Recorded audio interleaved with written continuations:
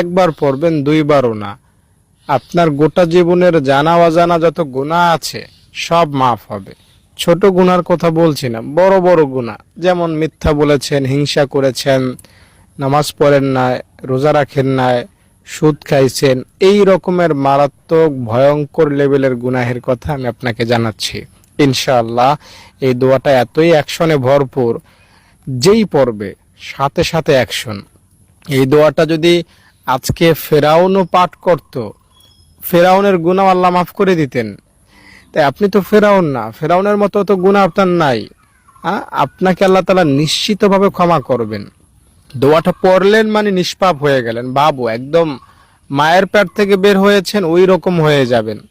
হাদিস শরীফে এসেছে, নবীজি বলেছেন 5 বার যদি কেউ গোসল করে তাহলে তার শরীরে যেমন ময়লা থাকতে পারে না, 5 ওয়াক্ত নামাজ পড়লে তার কোনো গুনাহ